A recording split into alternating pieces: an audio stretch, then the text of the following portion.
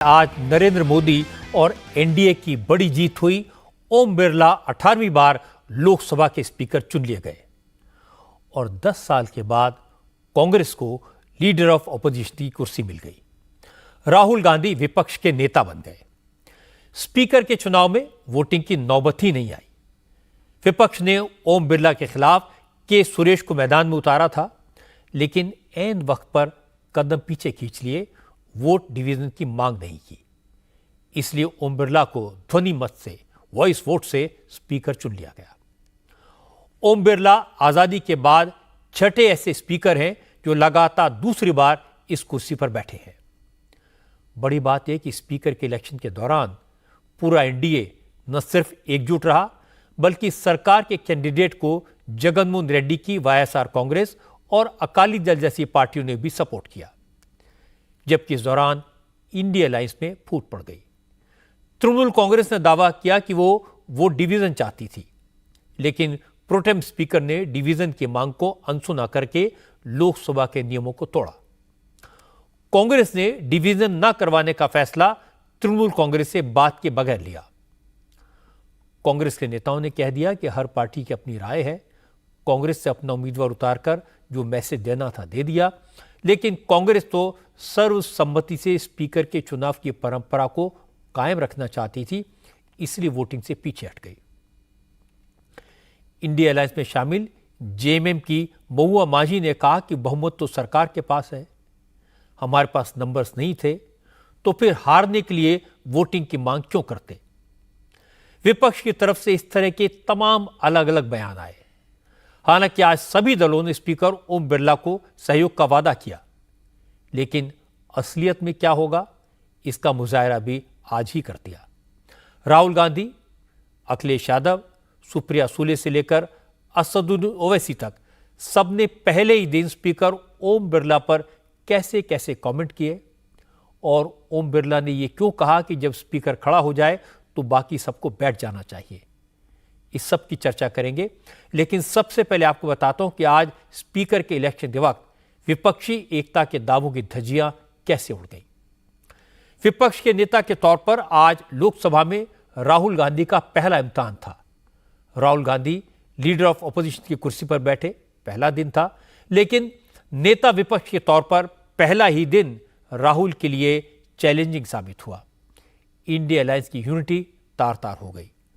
असल में स्पीकर के इलेक्शन में उम्मीदवार के नाम का ऐलान कांग्रेस ने ममता बनर्जी से पूछे बगैर कर दिया था। इसलिए तृणमूल कांग्रेस के नेता नाराज थे, उन्होंने नाराजगी जाहिर भी कर दी थी। राहुल गांधी ने सदन में आने से पहले ममता बनर्जी से फोन पर बात की थी, उन्हें मनाने की कोशिश की। इसके बाद ममता बनर्जी ने अपनी पार्टी के सांसदों को इंस्ट्रक्शंस दी, उनके कान में ऐसा मंत्र फूंक दिया जो कांग्रेस और राहुल गांधी के लिए एम्बैरेसिंग हो गया। लोकसभा में प्रधानमंत्री नरेंद्र मोदी ने ओम बिरला को स्पीकर चुने जाने का प्रस्ताव मूव किया। विपक्ष की तरफ से अरविंद सावंत ने के सुरेश को स्पीकर बनाने का प्रस्ताव रखा। प्रोटेम स्पीकर ने प्रधानमंत्री मोदी के प्रस्ताव को वॉइस वोट के लिए रखा। वो प्रस्ताव पारित हो गया। कांग्रेस और दूसरे विरोधी दलों ने डिवीजन नहीं मांगा, लेकिन प्रस्ताव पारित होने के बाद तृणमूल कांग्रेस के कुछ सांसदों ने डिवीजन की मांग की, जिसे प्रोटेम स्पीकर भर्तृहरि मेहताब ने खारिज कर दिया और ओम बिरला को स्पीकर डिक्लेयर कर दिया। Since the first motion moved by Shri Narendra Modi has been adopted, the motions moved thereafter have become infructuous.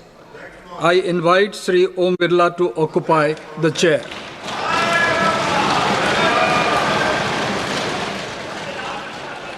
Speaker का इलेक्शन तो खत्म हो गया, लेकिन यहां से कांग्रेस और तृणमूल कांग्रेस की तनातनी बढ़ गई। अभिषेक बैनर्जी ने साफ साफ कहा वो स्पीकर के चुनाव में वोट डिवीजन चाहते थे, लेकिन प्रोटेम स्पीकर ने उनकी बात नहीं सुनी। ये संसदीय परंपरा और नियमों के खिलाफ है। भैया मजबूती का बात नहीं है। नियम कहता है कि 500 लोगों के अंदर एक आदमी भी अगर डिवीजन मांगे तो आपको डिवीजन देनी पड़ती है, ये नियम है। भाई कांग्रेस से भी मांगे, बहुत सारे पॉलिटिकल पार्टीज है, बहुत सारे पॉलिटिकल पार्टी से मांगेंगे। आप मुझे प्रश्न कर रहे हैं, प्रश्न करने से पहले लोकसभा का फुटेज एक बार देख लीजिए। और रूल्स ये कहता है कि एक मेंबर भी डिवीजन मांगे तो आपको डिवीजन देनी पड़ेगी। आपने वो नहीं दिया, तो क्यों नहीं दिया ये तो प्रोटेम स्पीकर ही बता सकते हैं। जो चेयर पे बैठे थे वो बता सकते हैं। But this is against the rule, this is immoral, this is unethical and this is unconstitutional. Abhishek Banerjee ने, आपने सुना, स्पीकर के इलेक्शन में डिवीजन न कराने को लेकर अपनी नाराजगी जताई, लेकिन कांग्रेस ने इसके ठीक उलट बात कही। प्रमोद तिवारी ने कहा कि के सुरेश को स्पीकर के चुनाव में उम्मीदवार बनाने का मकसद सिर्फ सरकार की तानाशाही पर विरोध जताना था, जो पर्चा भरने के साथ ही पूरा हो गया। इसके बाद वो डिवीजन की जरूरत नहीं थी। प्रमोद तिवारी ने कहा कि कांग्रेस स्पीकर को सर्वसम्मति से चुने जाने की परंपरा को निभाना चाहती थी, इसीलिए कांग्रेस के सांसदों ने वोटिंग की मांग नहीं की। और इसके बाद तारिक अनवर ने कहा, तृणमूल कांग्रेस इंडिया अलायंस का हिस्सा जरूर है, लेकिन वो एक अलग पार्टी है, उसकी अलग राय है। तारिक अनवर ने कहा, तृणमूल कांग्रेस स्पीकर के चुनाव में वोटिंग कराना चाहती है, ये कांग्रेस को मालूम नहीं था। टीएमसी एक अलग पार्टी है, जाहिर है कि वो इंडिया गठबंधन ज़रूर है, लेकिन उनका कई मुद्दों पर वो अपना स्टैंड लेते हैं और हर पॉलिटिकल पार्टी अपना स्टैंड लेती है। और जहाँ तक डिवीज़न की बात है, औपचारिक तौर पर हम लोगों ने डिवीज़न की मांग की नहीं, और मुख्य विपक्षी दल होने की वजह से शायद डिवीज़न की नौबत नहीं आई। टीएमसी ने शायद अपना कुछ और सोचा होगा, मुझे पूरे उनके बारे में पता नहीं है कि आखिर उनका क्या स्टैंड था। इस मुद्दे पर उद्धव ठाकरे की शिवसेना कांग्रेस के साथ खड़ी दिखाई दी। और मजे की बात यह कि कांग्रेस के सांसद के सुरेश को स्पीकर चुने जाने का प्रस्ताव उद्धव ठाकरे की पार्टी के सांसद अरविंद सावंत ने रखा था, लेकिन उद्धव की पार्टी ने भी डिवीजन की मांग नहीं की। फैसला होने के बाद संजय राउत ने कहा कि ओम बिरला का विरोध सांकेतिक था, लेकिन अंत में परंपराओं का ख्याल करते हुए विपक्ष ने मत विभाजन नहीं कराया। ध्वनि मत से ही चुनना है अभी उनको आने वाले दिनों में। देखिए, एक परंपरा है, हमने विरोध तो नहीं किया, लेकिन एक परंपरा है कि चुनाव नहीं होना चाहिए। हमने ये भी दिखाया कि हम आपके सामने खड़े रहेंगे और है, लेकिन डिवीजन की मांग नहीं की और बहुत ही शांतिपूर्ण तरीके से ओम बिरला जी को चुना। बिरला जी तो विरोध क्यों है? यही लोकसभा अध्यक्ष है जो एक झटके में 100 से ज़्यादा सांसदों को निलंबित कर रहा है। आपातकाल में ऐसा नहीं हुआ। उद्धव ठाकरे की शिवसेना और कांग्रेस का दावा है कि उन्होंने परंपरा का पालन करने के लिए, सर्वसम्मति से स्पीकर चुनने के लिए वो डिवीजन नहीं कराया। लेकिन असली बात झारखंड मुक्ति मोर्चा की सांसद महुआ माझी ने बताई। महुआ माझी ने कहा, बहुमत सरकार के पास है, विपक्ष के पास जीतने लायक वोट नहीं थे, इसलिए वो डिवीजन नहीं कराया गया। ये एक परंपरा रही है, संसदीय परंपरा की विपक्ष की मांग करे तो डिप्टी स्पीकर विपक्ष का होना चाहिए। और पिछले दिनों की बात अलग थी, इस बार काफ़ी बहुमत से मतलब काफ़ी संख्या बल है विपक्ष के पास।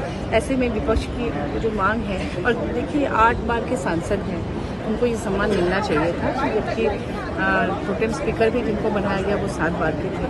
तो इसलिए विपक्ष के पास दूसरा कोई विकल्प नहीं था, एक संदेश देना था कि भविष्य में इस तरह से ना हो। और संख्या बल तो नहीं था, इसीलिए नहीं मांगा गया डिवीजन। अदरवाइज कोशिश तो ये थी कि डिप्टी स्पीकर अगर हमारी तरफ से होते तो बहुत अच्छा लगता। विपक्ष से सहयोग मांगा जा रहा है, माननीय प्रधानमंत्री जी भी बार बार बोल रहे हैं, तो विपक्ष का भी सहयोग करना चाहिए था, उनकी भी सुननी चाहिए। ओम बिरला स्पीकर बने, ये एनडीए की, नरेंद्र मोदी की जीत है। लेकिन राहुल गांधी की एक बात कमाल की है, हार में भी जीत ढूंढ ही लेते हैं। चुनाव से पहले दावा कर रहे थे हम जीतेंगे, मोदी प्रधानमंत्री नहीं बनेंगे, लिख कर ले लो। स्पीकर के इलेक्शन से पहले कहा कि विपक्ष को डिप्टी स्पीकर की कुर्सी दे, तभी स्पीकर के पद के लिए ओम बिरला को सपोर्ट करेंगे। सरकार ने कंडीशन नहीं मानी तो के सुरेश को मैदान में उतार दिया। जब संख्या बल में हार साफ दिखाई दी तो वोटिंग कराने से पीछे हट गए और कहने लगे कि सर्वसम्मति से स्पीकर चुना जाए, इस परंपरा को बचाने के लिए वोटिंग नहीं करवाई। अब कोई पूछे परंपरा का इतना ख्याल था तो उम्मीदवार मैदान में उतारा क्यों? दूसरी बात, स्पीकर का चुनाव विपक्ष के नेता के तौर पर राहुल का पहला इम्तिहान था। इसमें राहुल फेल हो गए। वो विपक्ष को एकजुट नहीं रख पाए। पहले का सभी पार्टियों से बात करके के सुरेश को मैदान में उतारा, लेकिन अब साफ हो गया कि कांग्रेस का फैसला एक तरफा था। ममता बनर्जी जैसे नेताओं से इस बारे में कोई बात नहीं की गई थी। शरद पवार ने भी कल कहा था कि उन्हें कुछ नहीं पता। आज पहला दिन था, पहला इशू था, पहले ही दिन फूट पड़ गई और तृणमूल कांग्रेस का जो रुख है उससे लगता है कि वक्त वक्त पर ममता बनर्जी राहुल को इस तरह के झटके देती रहेंगी। दूसरी बार लोकसभा के स्पीकर चुने जाने के बाद प्रधानमंत्री नरेंद्र मोदी खुद उस सीट तक गए जहां ओम बिरला बैठे थे। इसके बाद नरेंद्र मोदी, राहुल गांधी और संसदीय कार्य मंत्री किरेन रिजिजू ओम बिरला को अध्यक्ष के आसन तक ले गए। ओम बिरला ने औपचारिक तौर पर स्पीकर की कुर्सी संभाली तो पहले प्रधानमंत्री मोदी और फिर नेता विपक्ष के तौर पर राहुल गांधी ने उन्हें बधाई दी। मोदी ने कहा कि स्पीकर के तौर पर बिरला का पिछला कार्यकाल एक मिसाल था और उम्मीद जताई कि ओम बिरला से युवा सांसद बहुत कुछ सीख सकेंगे। 18वीं लोकसभा में स्पीकर का कार्यभार दूसरी बार संभालना ये अपने आप में एक बड़ा नया रिकॉर्ड बनते हम देख रहे हैं। श्री बलराम जाखड़ जी वो पहले ऐसे अध्यक्ष थे जिन्होंने 5 साल कार्यकाल पूरा करके फिर दोबारा उनको स्पीकर बनने का अवसर मिला था। उसके बाद आप हैं जिन्हें 5 साल पूर्ण करने के बाद दोबारा इस पद पर आसीन होने का अवसर मिला। गत 20 साल का एक ऐसा कालखंड रहा है कि ज़्यादातर स्पीकर या तो उसके बाद चुनाव नहीं लड़े हैं या तो जीत करके नहीं आए हैं।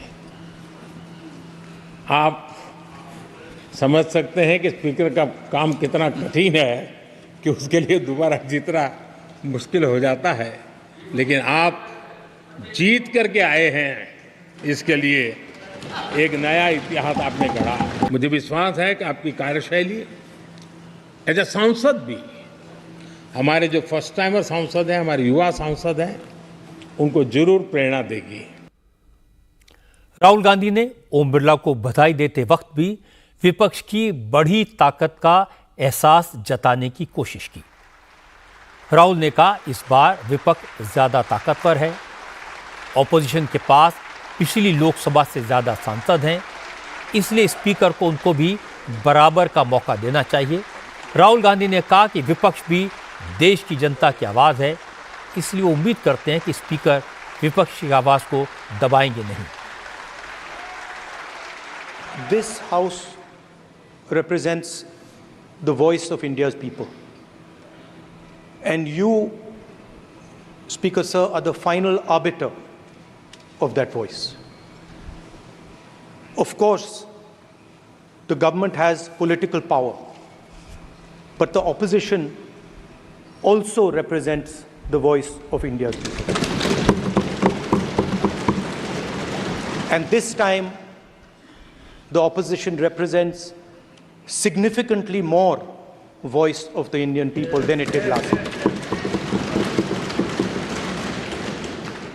Speaker Sir, the opposition would like to assist you in doing your work. It is very important that the voice of the opposition is allowed to be represented in this House. The question is not how efficiently the House is run.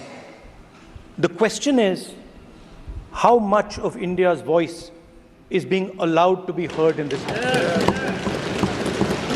So the idea, Speaker Sir, that you can run the House efficiently by silencing the voice of the opposition is a non-democratic idea. इसके बाद अखिलेश यादव ने अलग अंदाज में साफ साफ बात की। अखिलेश यादव ने कहा कि ओम बिरला के पिछले कार्यकाल में विपक्ष के 150 सांसद एक साथ सस्पेंड कर दिए गए थे। ऐसा फिर नहीं होना चाहिए। अखिलेश ने कहा कि स्पीकर सिर्फ विपक्षी नहीं, सत्ता पक्ष के सांसदों पर भी अंकुश लगाएंगे।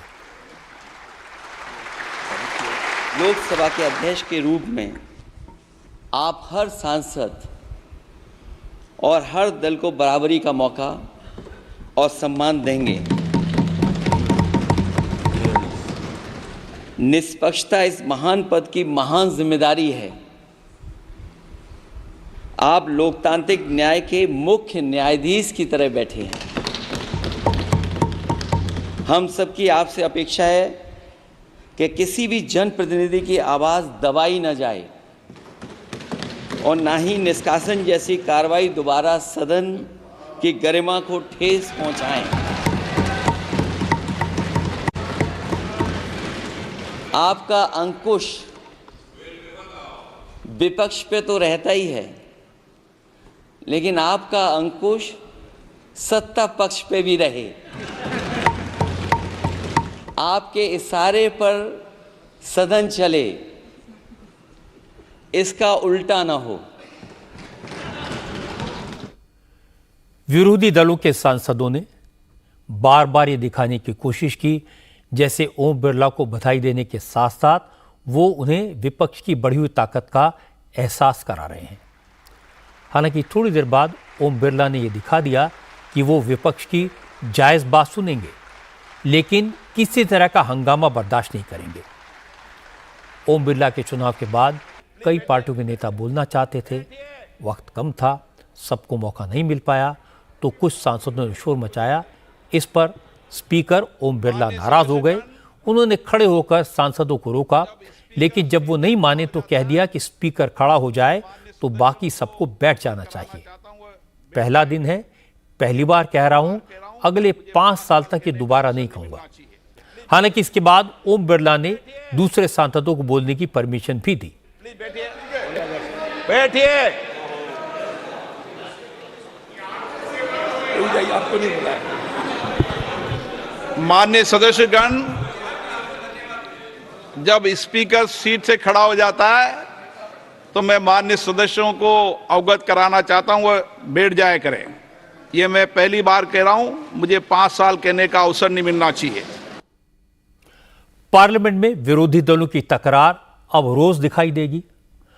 असल में जिस दिन से नरेंद्र मोदी तीसरी बार प्रधानमंत्री बने हैं, विरोधी दलों के कई नेता ये मानने को तैयार ही नहीं है कि मोदी को जनता ने फिर से चुन लिया, वो फिर से प्रधानमंत्री बन गए।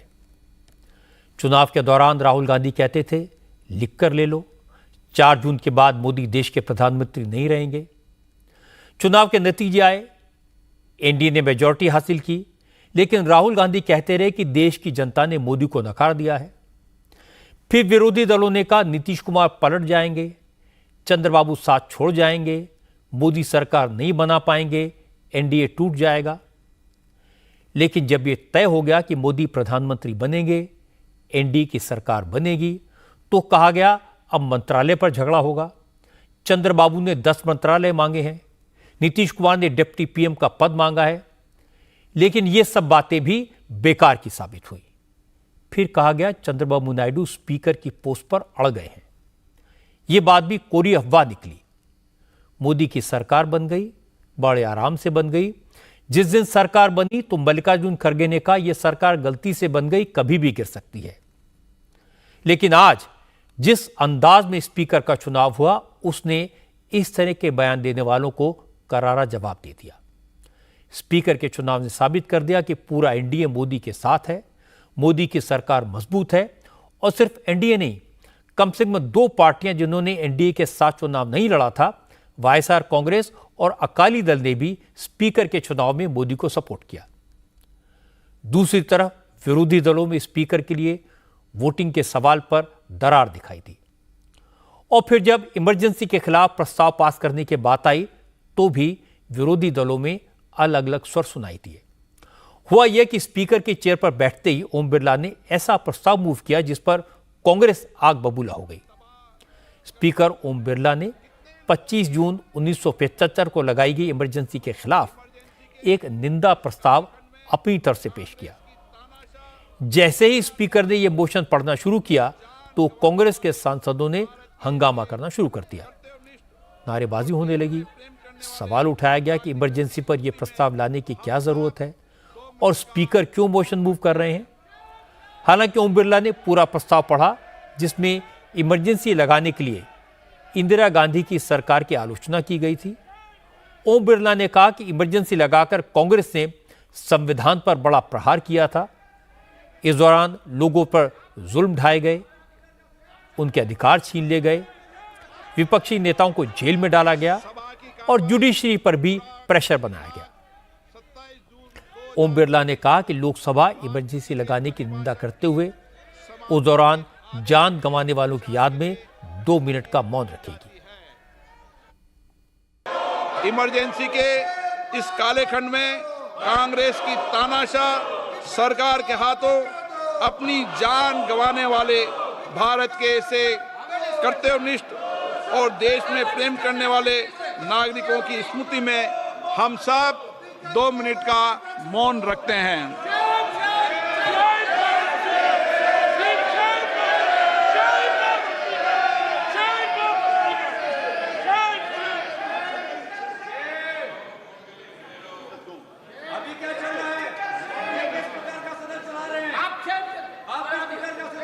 ओम शांति। 25 जून 1975 को इमरजेंसी लगाने के बाद इंदिरा गांधी ने अगले दिन यानी 26 जून को यह प्रस्ताव कैबिनेट से पास कराया था, जबकि पहले कैबिनेट से प्रस्ताव पारित होने के बाद ही इमरजेंसी लगाई जानी चाहिए थी।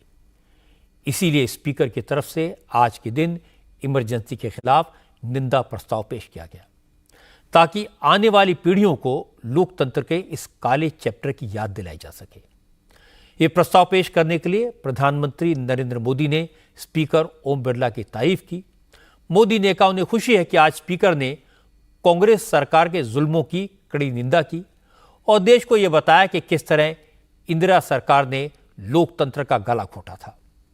मोदी ने कहा यह सबक आज की पीढ़ी को याद दिलाना जरूरी है कि कांग्रेस ने किस तरह लोकतांत्रिक संस्थानों को नष्ट किया था। लोकसभा में 2 मिनट का मौन रखने के बाद बीजेपी के सांसद बाहर आए और उन्होंने पार्लियामेंट हाउस के मकर द्वार पर बैनर पोस्टर लेकर इमरजेंसी के खिलाफ प्रोटेस्ट किया, कांग्रेस के खिलाफ नारे लगाए।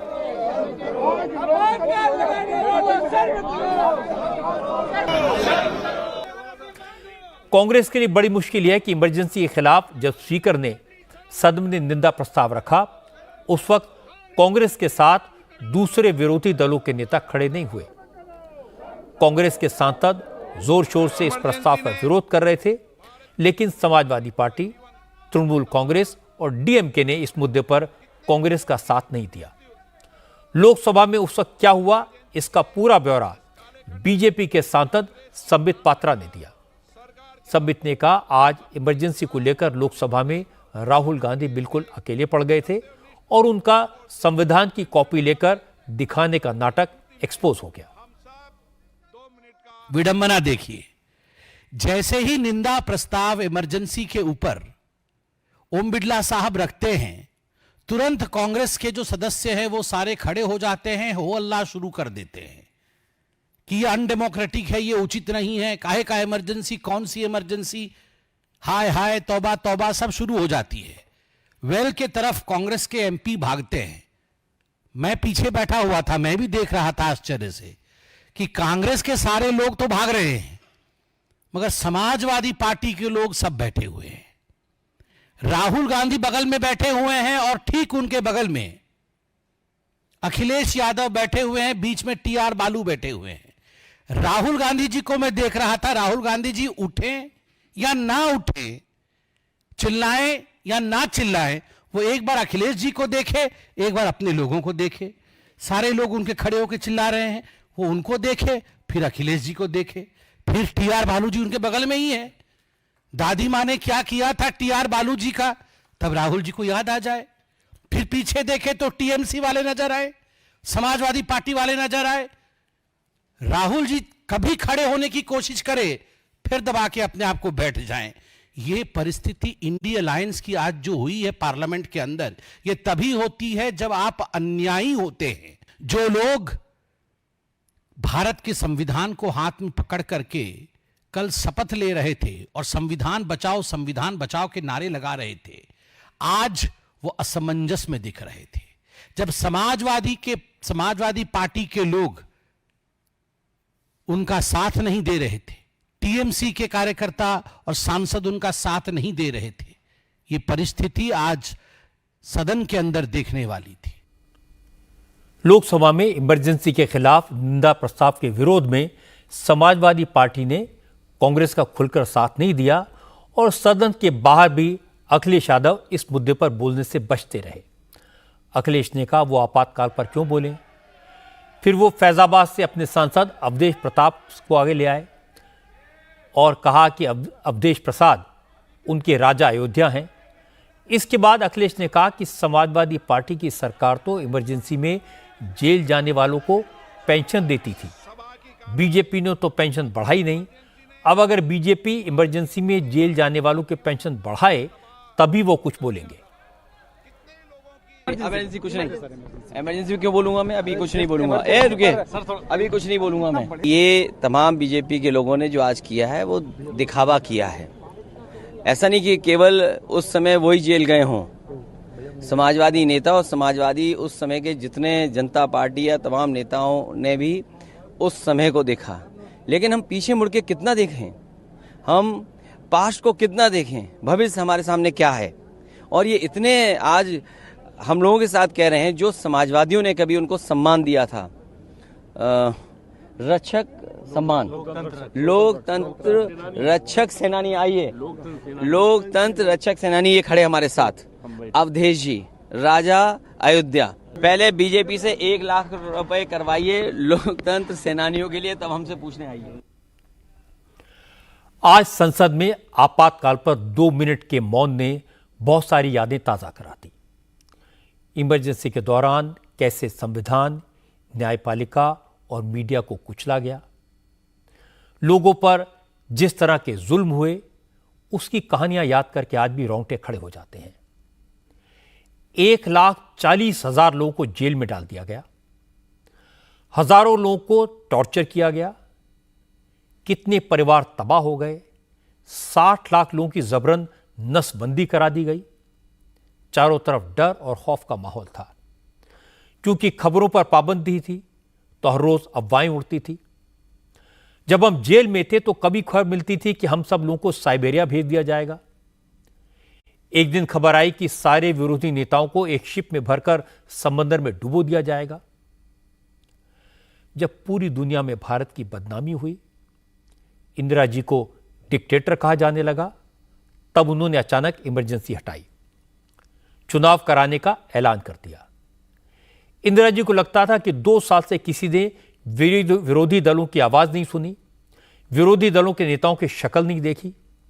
सारे मीडिया में सिर्फ सरकारी कामों का प्रचार हुआ। अचानक इलेक्शन होंगे तो अपोजिशन वाले उनका मुकाबला नहीं कर पाएंगे। लेकिन हुआ उल्टा, कांग्रेस चुनाव हार गई, इंदिरा जी खुद रायबरेली से चुनाव हार गई। जनता ने चुपचाप इतना बड़ा परिवर्तन कर दिया। इस बात को साबित कर दिया कि हमारे देश के लोग लोकतंत्र के प्रति कितने जागरूक हैं। जनता की आवाज को दबाकर कोई कभी चुनाव नहीं जीत सकता। इसी जनता की वजह से हमारे देश में लोकतंत्र जिंदा है। इसलिए भारत की महान जनता के सामने सबको सिर झुकाना चाहिए।